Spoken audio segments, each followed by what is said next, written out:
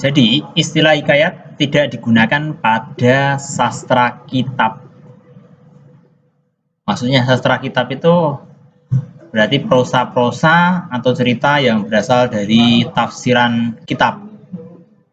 Jadi itu bukanlah sebuah hikayat, biarpun bentuknya adalah prosa.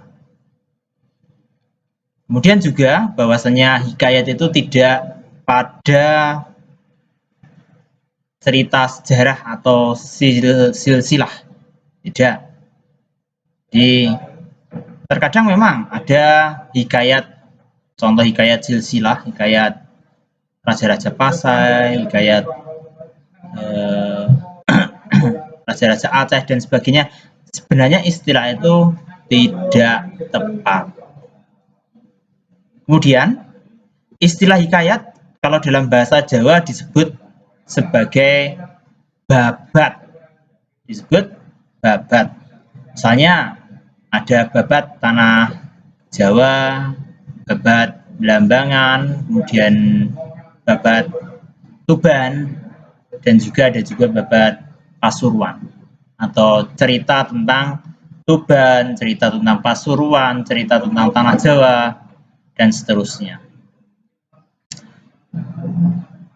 Istilah hikayat sebenarnya dipakai setelah budaya Islam memengaruhi kebudayaan Melayu.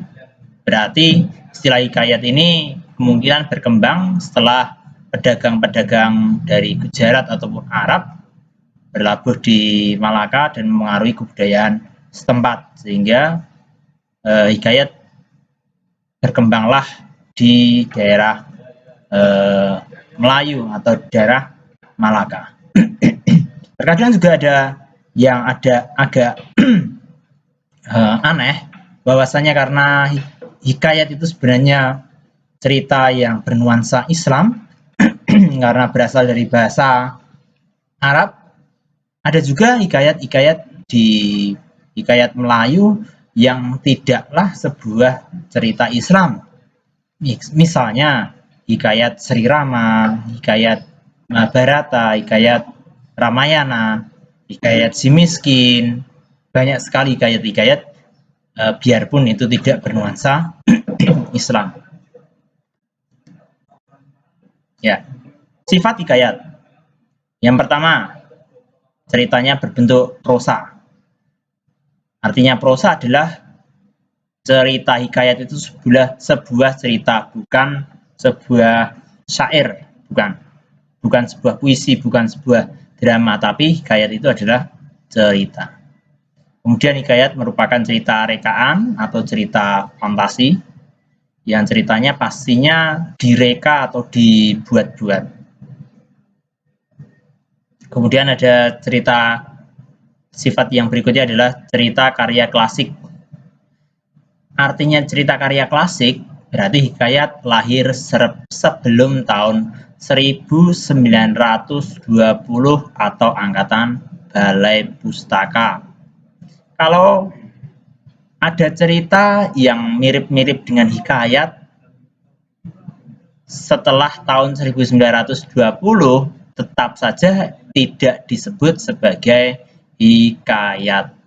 Karena kembali lagi bahwa hikayat merupakan cerita Melayu klasik atau sastra lama. Seperti penjelasan sebelumnya, sastra lama lahir sebelum tahun 1920. Sifat yang keempat adalah hikayat merupakan sebuah karya tulis. Artinya karya tulis itu sebuah karya dalam bentuk tulisan atau dibukukan. Jadi tidak seperti cerita rakyat yang lain. Cerita yang rakyat yang lain itu memiliki sifat atau ciri-ciri, salah satunya disampaikan dari mulut ke mulut.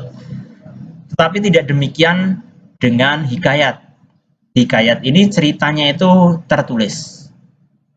Jadi ada bukunya. Karena sebagian besar hikayat itu menceritakan tentang kerajaan atau raja-raja. Biasanya di kerajaan atau raja-raja ada juru tulis atau karang mengarang, seperti itu. Ya. Pesan moral hikayat atau nilai-nilai yang terkandung dalam hikayat. Sebuah karya sastra hakikatnya itu memiliki dua tujuan, yaitu mendidik dan menyenangkan. Nah, mendidiknya itulah karya sastra itu memiliki nilai-nilai yang bisa dipetik oleh seseorang. Nilai-nilai apa saja itu? Misalnya ini ada nilai yang bersifat umum dan juga ada nilai yang bersifat Islam. Kalau yang bersifat Islam, misalnya yang pertama, kemenangan selalu berpihak pada yang benar. Kebahagiaan tidak diperoleh begitu saja. Proses kebahagiaan tak lepas dari gangguan. Untuk mengatasi gangguan diperlukan perjuangan, dan keberhasilan tak lepas dari campur tangan Tuhan. Lah ini, keberhasilan tak lepas dari campur tangan Tuhan. Maksudnya adalah sebuah hikayat terkadang ceritanya itu ada unsur eksternal yang mempengaruhi.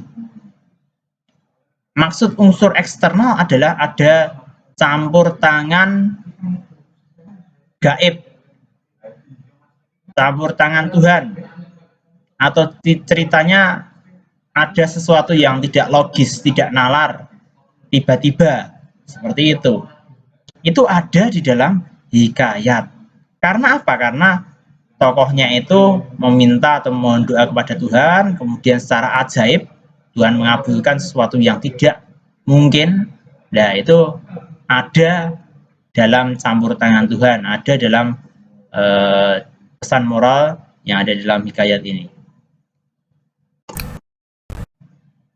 Nilai-nilai secara umum hikayat, yang pertama ada nilai moral atau nilai budi pekerti, kemudian nilai sosial atau nilai kemasyarakatan, nilai agama yang ada hubungannya dengan keagamaan, dan nilai kebudayaan atau budaya yang ada hubungannya dengan kebiasaan.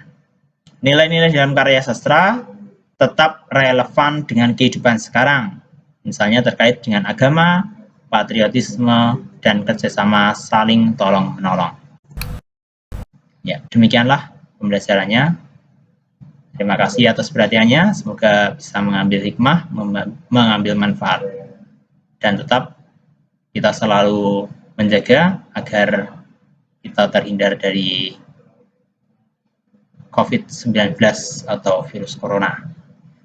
Dan kita selalu harus memperhatikan 1-9 ini, buka sepatu di luar rumah, dan seterusnya. Demikian, terima kasih. Wassalamualaikum warahmatullahi wabarakatuh.